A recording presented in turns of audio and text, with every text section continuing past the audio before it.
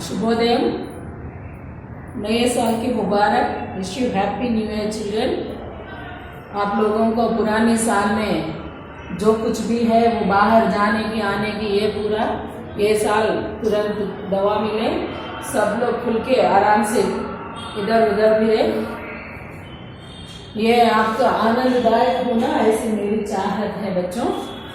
आज आप लोगों का पाठ तो शुरू करती हूँ, ध्यान से सुनिए। ग्रामश्री श्री सुमित्रानंदन पंत जी का पाठ है और आप लोग ध्यान तो दीजिए, ओके ना चिल्ड्रन। पहले इसमें जो कुछ भी शब्दार्थ हैं वो उसके बारे में बातचीत करते। पिछले क्लास में क्या है, आप लोगों को थोड़े शब्दों के बारे में बताया गया, अब बाकी के शब्दों के बारे में। इसमें देखो, सुरखाब, सुरखाब का मतलब है चक्रवाक, एक पक्षी का भी, चक्रवाक को एक पक्षी भी कहा जाता है वो। और वो पुलिंग, पुलिंग बोले तो रेतीला किनारा, और नदी में पड़ी रेती का दूब, मीन्स आप लोग रिवर बैंक कहते हैं ना, वो है वो नदी के पड़ी रेत का दूब। और उसके आगे क्या है, आतप, आतप का मतलब क्या है, गर्मी या धूप। तारक, तारक का मतलब है तारे। और मरकत, पन्ना, ये मरकत कैसे बनता है, वो नीचे हरे रंग का चादर और आसमान नीले रंग, उन दो रंगों का मिश्रण से बनता है मरकत। एमराल्ड बोलते हैं ना, असली एमराल्ड कैसे रहता है, वो हरा और नीले रंगों का मिश्रण से मिलता है, वेरी प्रीशियस स्टोन है वो तो। और वो उसके बारे में इसका कहा जाता है मरकत, मरकत का मतलब है पन्ना। और हिमांत, हिमांत बोले तो हेमंत ऋतु, अब ये ऋतु है, अब चल रहा है ना, इसको कहा जाता है हेमंत ऋतु। हेमंत ऋतु में क्या है, सर्दी अधिक रहता और दिन कम रहता है। और क्या है, वो पेड़ पौधों में भी नए कोपल आते हैं, फूल भी अच्छी तरह आते हैं, प्रकृति सारा बहुत सुंदर दिखाई देते हैं, वो हेमंत ऋतु है। अब आगे के वो बढ़ेंगे, क्योंकि कभी इसमें पूरा प्रकृति के बारे में ही बताया है, और ये इस प्रस्तुत इसमें क्या बताया गया।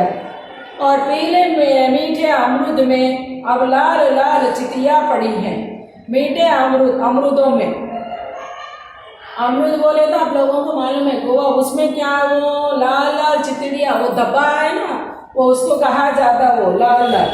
पक गए सुनहरे मधुर बेर, अब बेर भी आता है वो, अब ये मौसम में आप लोगों को स्मॉल स्मॉल वो बेर मिलता है ना, वो रेगी पल्लू वो भी मिलता है वो। आंवला की तरु के डाल जड़ी है, और आंवले के डालों पर भी क्या है, वो गूसबेरीज, उसमें भी वो पूरा भरा रहता है। आंवला भी अच्छा है, विटामिन सी ज्यादा मिलता है उसमें से।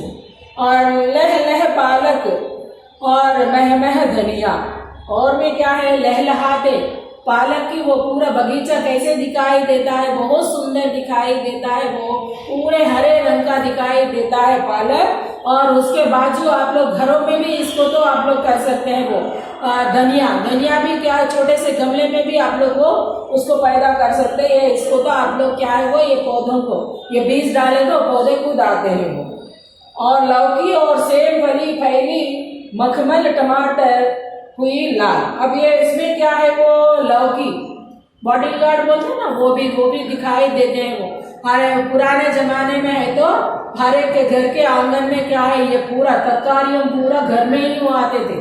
आजकल फैशन के मारे क्या करने लगे हम लोगों ने, पूरे पौधों को नाश करके वो आर्टिफिशियल का लगाना, और उसमें धूल पड़े तो उसको धूल दूसरी करना, इसके अलावा कुछ भी नहीं है। पुराने जमाने में छोटी सी जगह है तो उसमें भी तरकारियां और सब्जियां, हर एक प्रकार की सब्जी घर में ही मिलता था। लेकिन आजकल क्या है, वो ये पूरा दूर होने के बाद अब टेरेस गार्डन आ गया है। टेरेस में क्या करने लगे, गमला लगाना और उसके अंदर ये पूरा डालना है वो। और उसके बाद में क्या है, वो हरे रंग का वो मखमली सी दिखाई देने लगा है, वो लहलहाते पालक और धनिया है तो हरे रंग का। इधर बाजू है टमाटर, टमाटर कैसे, वो लाल रंग में, हरे और लाल रंग का देखो कितना सुंदर लगता है देखने में, आंखों के लिए भी अच्छी है, आंखों की वो बीमारियां कम होती है। लेकिन आजकल हम लोगों को क्या है, वो टीवी के सामने बैठ कर आंखों की रोशनी को खोना पड़ रहा है, और कमजोरियों की वजह से चश्मा पहनना पड़ रहा है। इसकी जगह में अगर आप लोगों ने हरे रंग को ज्यादा देखे तो आंखों की बीमारियां नहीं आते हैं।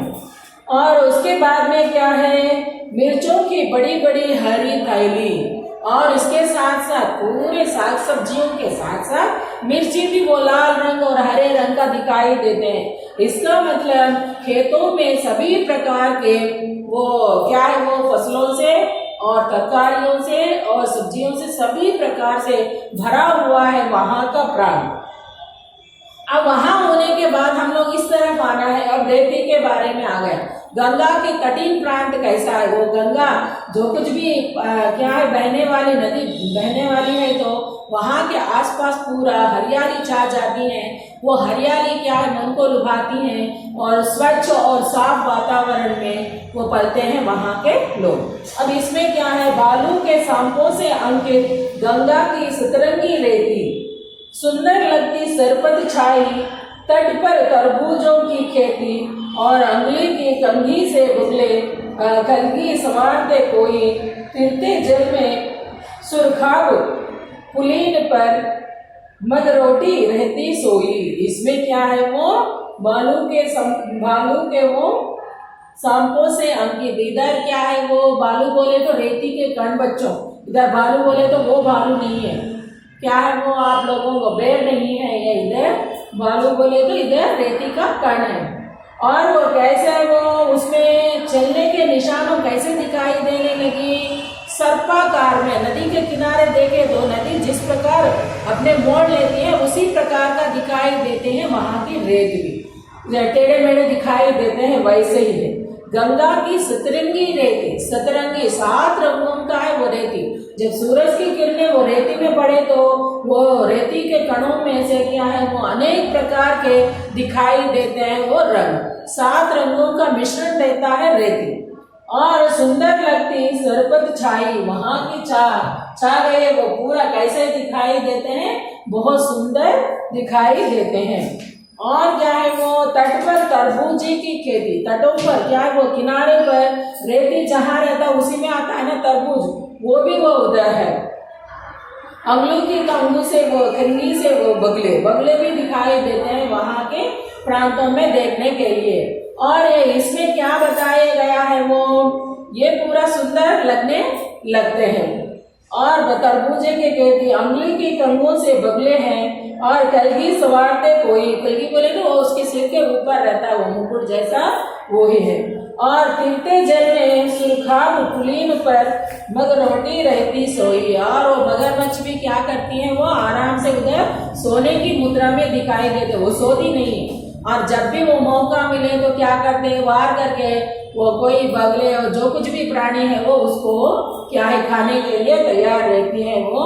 और वहां वो पानी के अंदर ये पूरा दृश्य क्या है, वो मन को बहुत सुंदर तरह लुभाती हैं और देखने वाला। ये कवि का चमत्कार देखो, वो पूरा क्या है, वो तरकारियों और सब्जियों वो उसके संबंधित खेतों को भी बहुत सुंदर ढंग से वर्णन किया है। ऐसा करना आम लोगों के लिए नहीं है, ये तो क्या है, वो कवि श्री सुमित्रानंद कवि जी ने ऐसा किया। कारण क्या है, वो उनके बराबर दूसरा कोई भी नहीं है, इस वजह से ऐसा किया है। प्रकृति के बेजोड़ कवि इसीलिए कहा जाता है। प्रकृति के हर एक घास के फूलों को भी बहुत सुंदर ढंग से अपनी कविताओं में इन्होंने वर्णन किया है। वो ये पूरा कविता क्या है, यहाँ तक तो आप लोग ध्यान से पढ़ो, और आगे की कविता के बारे में अगली कक्षा में बता दी। और एक बार आप लोगों को क्या है, वो wish you happy new year. Bye children.